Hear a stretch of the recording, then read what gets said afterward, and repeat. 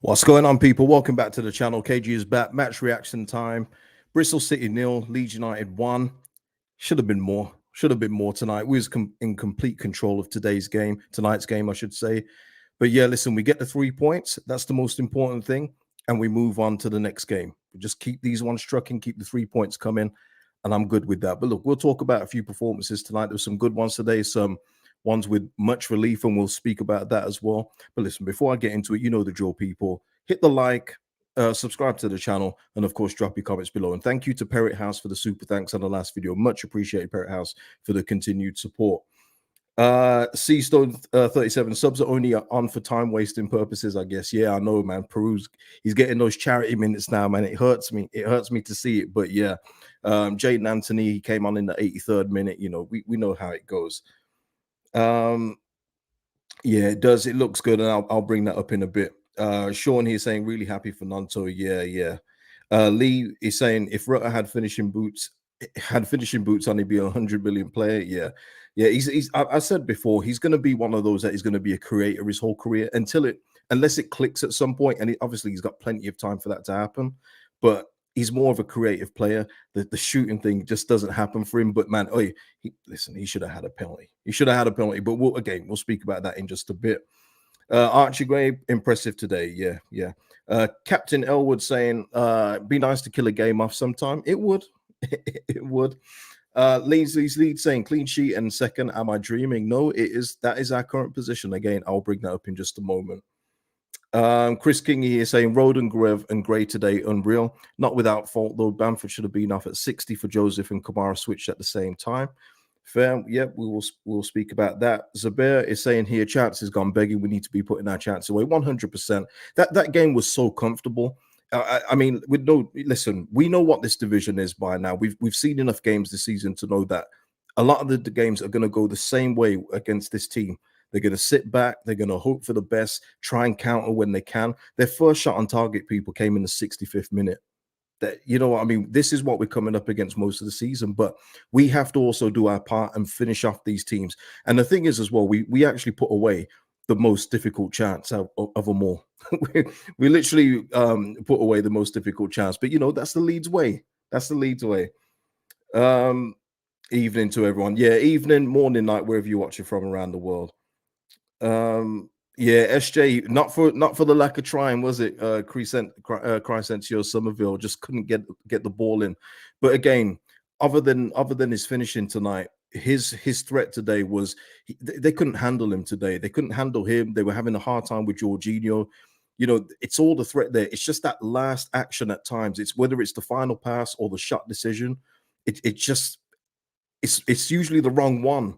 And I'm going to bring up the stats. You know me, I'm not a big stats guy, but we've seen this stat a few times this season, and I'm going to bring it up a bit later on.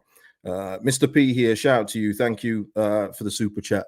A new record for Leeds, 5 consecutive league wins in the new year. I just wish we'd stop all that ball going back to Meslier. Glad for Gnonto. Listen, I'm not the biggest fan of Meslier, but I thought tonight his distribution was pretty good. I thought his distribution was pretty good today. And the one save he had to make, yeah, I know that it almost went under him, but he made the save. So, you know, and it takes a lot of concentration when your first shot on target you got to save is in the 65th minute. So I'll give him credit for that. So yeah, Meslier absolutely fine today and a clean sheet. Hey, easy now, slide. Dan James, who? Hey, listen now. Come on now. Come on. Listen, let's get on to the team. Because obviously there was a few changes made in light of Somerville and Graby and pass fit and everything else, which was great to see. And you know what was even more interesting? I know it was very late on, so I guess I don't know how much it mattered. But when Kamara came off, obviously Byron came on. Gray got moved into midfield, and you just wonder when Connor Roberts finally makes his debut in the league. I think it will be against Rotherham. Will we see Archie Gray back in midfield? Because you know what, Kamara today, I thought he was okay. I think in the first half he was much better. Saw him try and bust a gut to make it 2-0, but again, you know, the shot doesn't go in. Story of the night.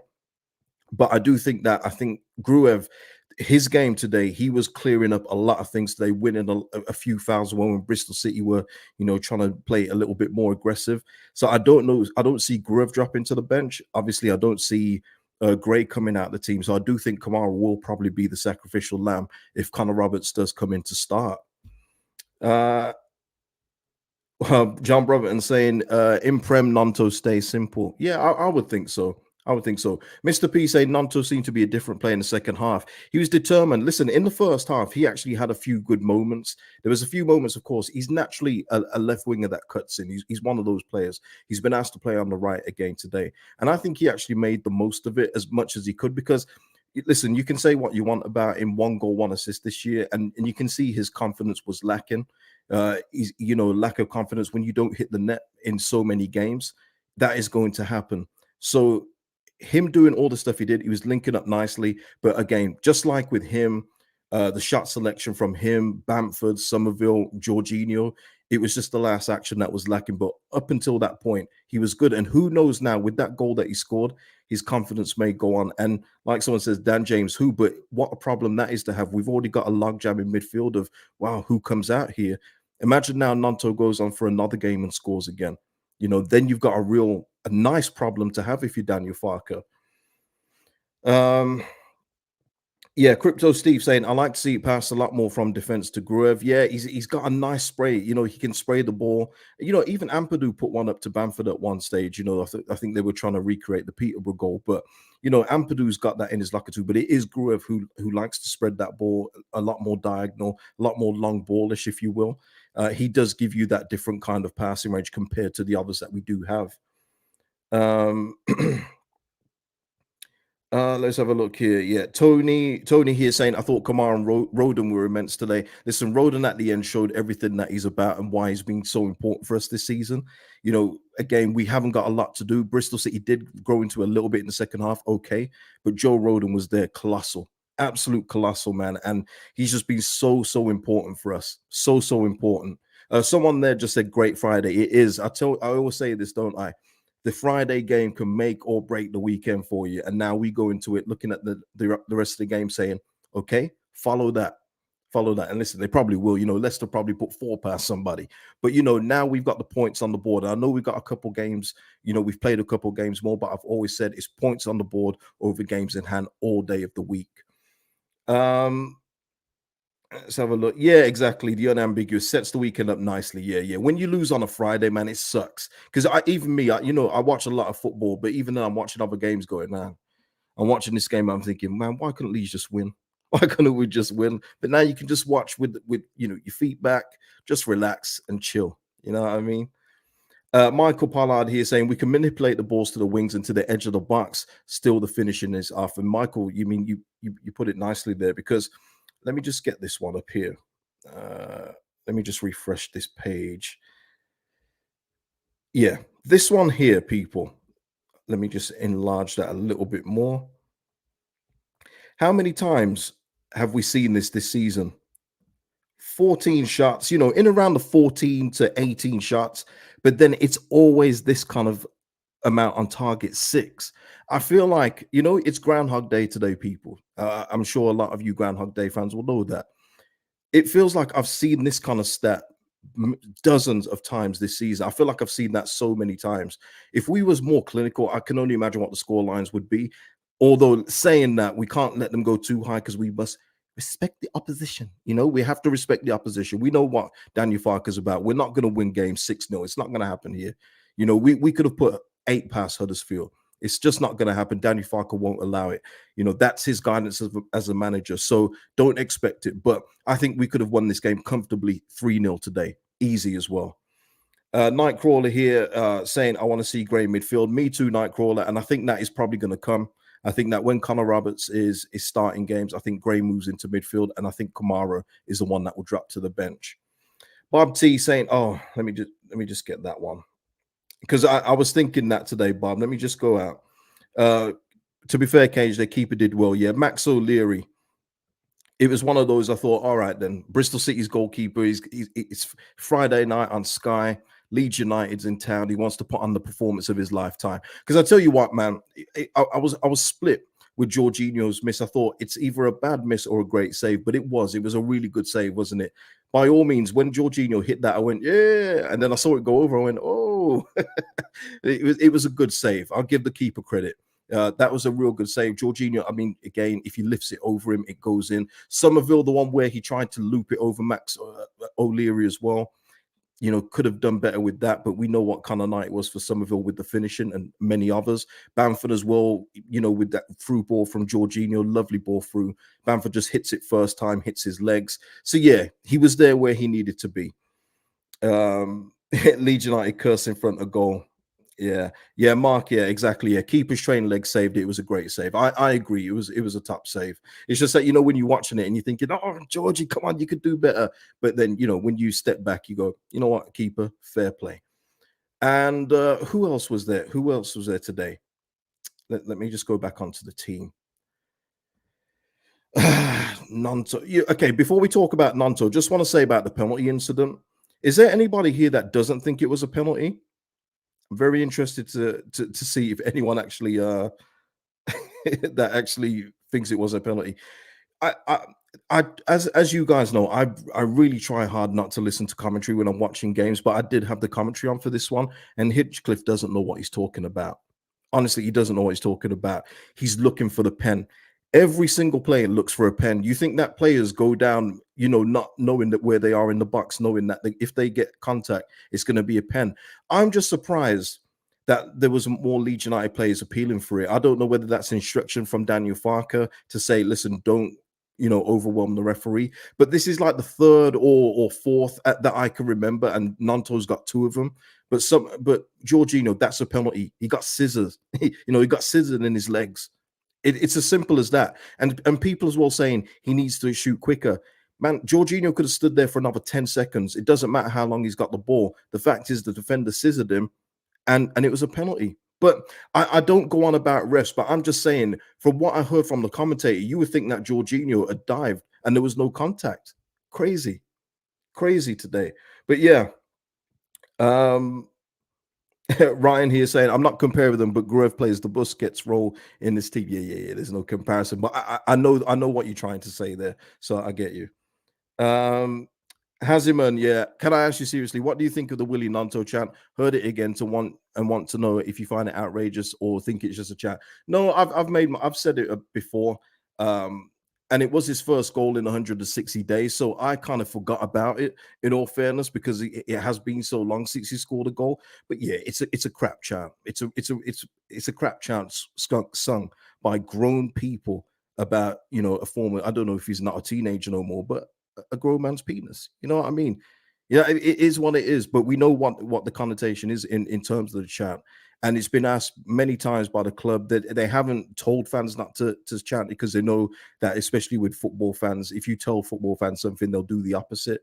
So for me, it just reminded me how cringe that chant is. But going to Willy Gnonto's goal and forgetting about that chant, yeah, that there, did that look like a player today that didn't care? I did say that, Brendan. You're right. I did say Gnonto for a goal. Did that look like a player that didn't care? Seriously?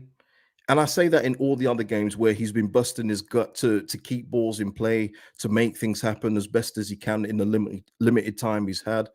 That there was an outpouring of relief, joy, and everything mixed together when Willy Gnonto hit the back of the net. Lovely finish too, by the way. Lovely finish.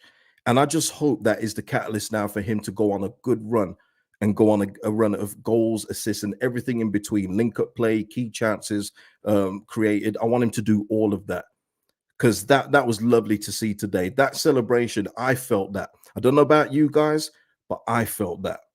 Let me know what you're thinking in regards to that. Actually, I've got a few super chats here. Let me just get those before I go on to the back into the comments. Chris here is saying, am I missing it? But does Bam do anything that Perot wasn't already doing to a better standard? He scores a few goals, but is anonymous most of the game. Yeah. Ruben here saying, just feel like our finishing is still lacking and our ability to put away matches is poor at times, but 3 points is 3 points. I hear that. Rather be Leeds, shout out to you, man. 1 defeat in 18 games against Bristol City going back to 2010. Random stat I know. Feels like we are building a winning run at the best time of the season. Yeah, 100%. I've always said in terms of, if you're going to go on a run, don't do it at the start and fade away. There's nothing worse than that. And look how many times we used to do that in our second stint in the championship.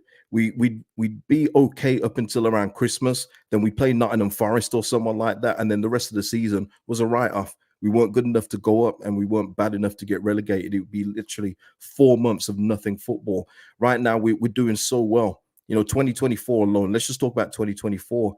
That's what is that now? Four league games, no goals conceded. Is that right?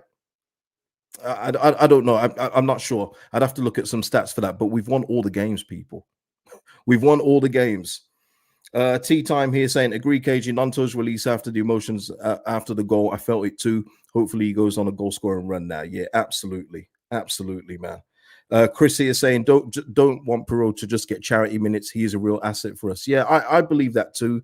I think he's had a bit of a rough deal from fans when he's so-called anonymous. But if he was allowed to play the role that Bamford plays, and I'm not even saying it as a straight nine, maybe even a 9.5, if that's what you really believe he is, but he's still in double figures for the team, still in double figures. But yeah, it is one of those things now, especially with seniority at this football club. Once a player is in form and doing okay, it looks like they'll stay in the team. So yeah, no complaints about Bamford today anyway.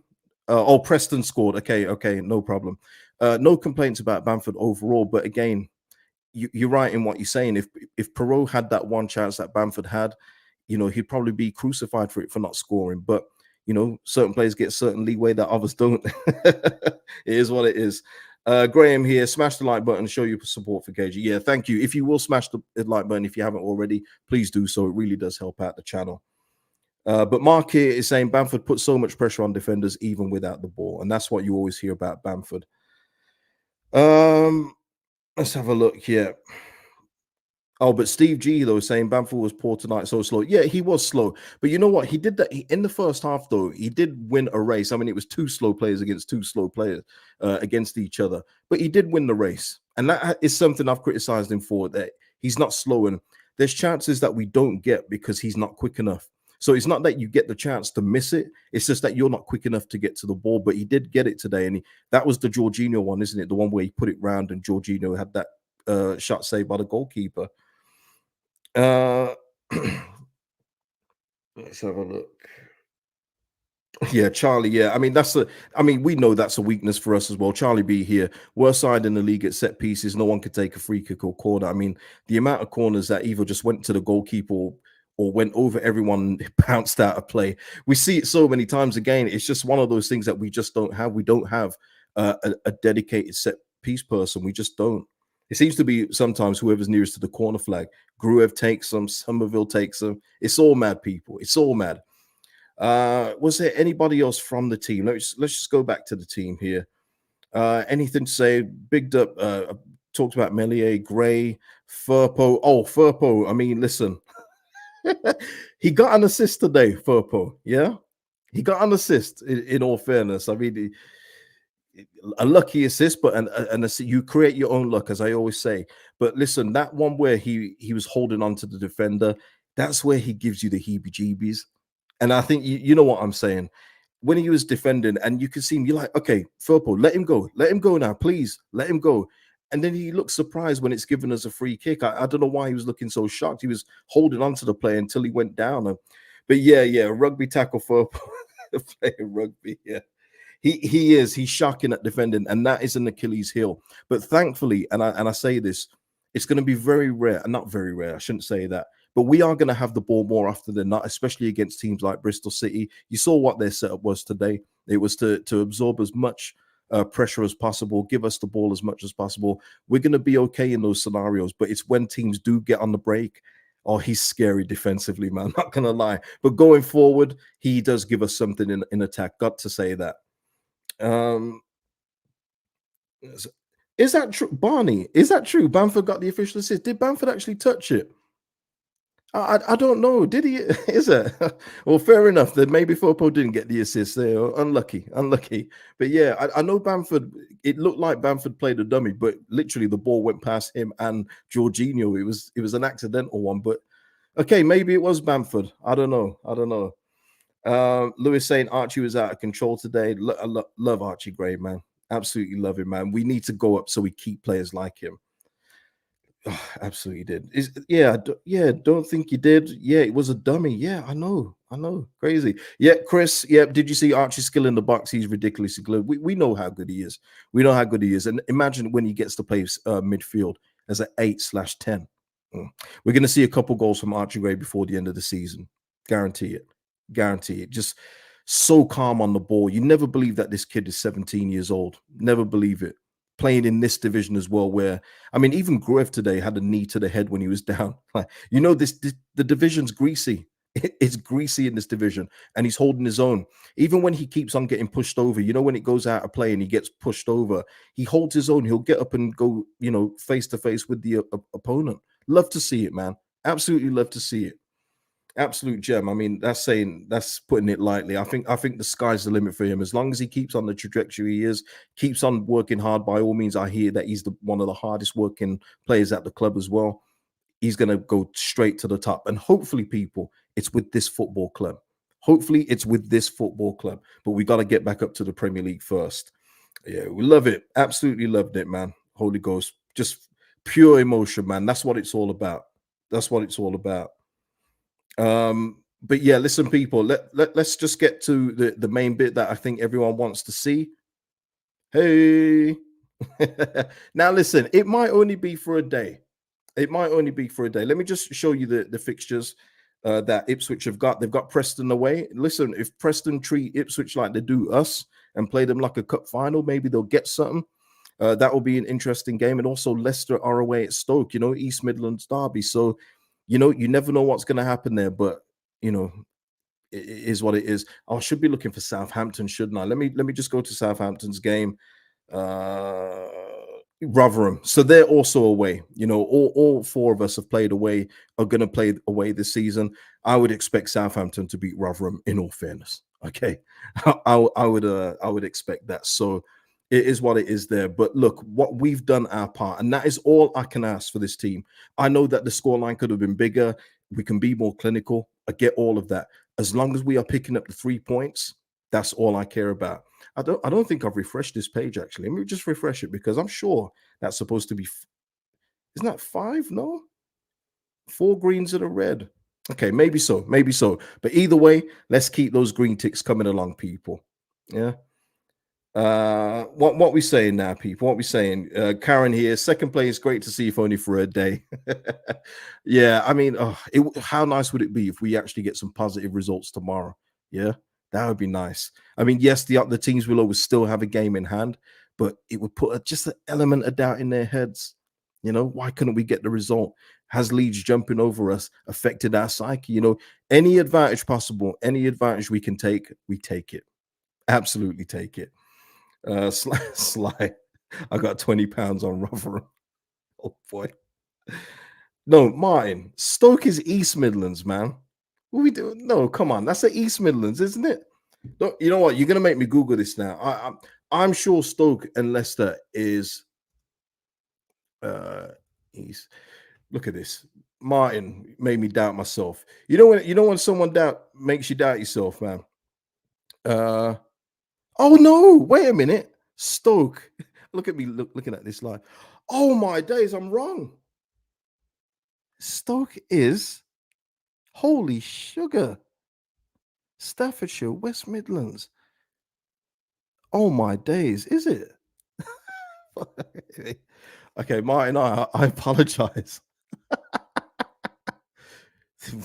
Geography is one of my favorite subjects as well. Anyway, let's forget all about it. If I got an edit button, I'm taking that out. Never mind what I just said there, people. But yeah, did I get okay? Yeah, okay. Another super chat. Thank you, Jeff, and thank you for saving me from that East West Midlands tragedy I've just suffered. Jeff here. Did you see the hug after the game Farker gave Gnonto? I love a good redemption story. Yeah, I saw it. Yeah, listen, Farker. For any criticisms you have of his tactics or late subs and everything else like that, he does seem to be a manager that tries to look after the players as best as he can. And you saw from the start, from the summer, I think he handled the Gnonto situation absolutely impeccable. He was brilliant with the Gnonto situation, even hearing stuff that happened behind the scenes as well. I think he's handled brilliantly, and he's probably wanted this from Gnonto in the little bits of time he's got. Uh, what he's seen today, and finally seen it, he's probably thinking now, Willie, that's you. Kick on. Let's go from here. And yeah, it was good to see, man. It was good to see. Yeah, never mind. Yeah, never mind. Buy a sat now. You see, this is the thing, man. I am actually really good at geography, but it just so happens I'm live on stream now, and I just make a biggest balls up. I would say, yeah. But anyway. Never mind. Max H. Can't believe it was Stokes' location that nearly made KG swear for the first time. Tremendous. But yeah, Martin, thank you, man. Thanks for even mentioning that. I blame you, Martin. But yeah, listen, people, that is it for today. I think that is the review.